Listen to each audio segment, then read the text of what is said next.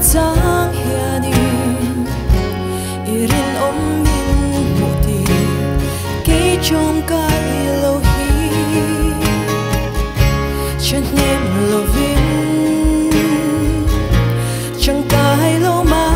ila in na tho min moti I chul si lo im mangai na hi kadam tu la ani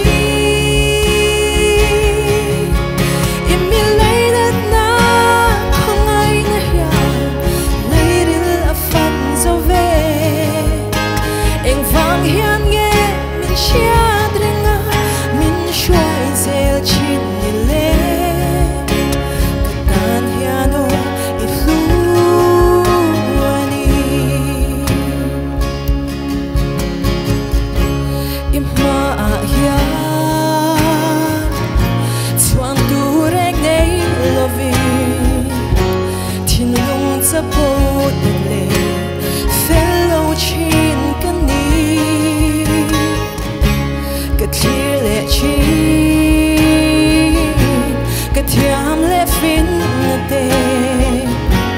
ka in buk thing molo I rong bolan im mangai na hi kadam tu la ani im mi lai nat na không ai na ya lai ril a fan zo ve eng vang hian nghe min chia drenga min shwai zel chin ni le katan hiano I lu ani ka zui ang che kadam chung ni zong ka zui ang che kadam chung ni zong hian im man atan ti karon in lane ke ma hian kadang sei na tho chu chu ka ngai ku be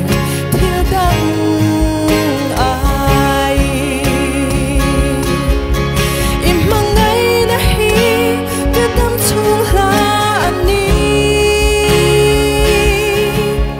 im mi lai nat na không ai na ya lai ril a fan zo ve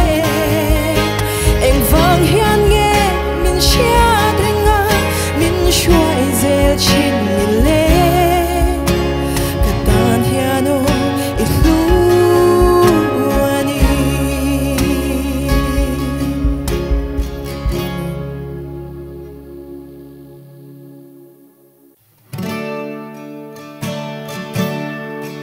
kovel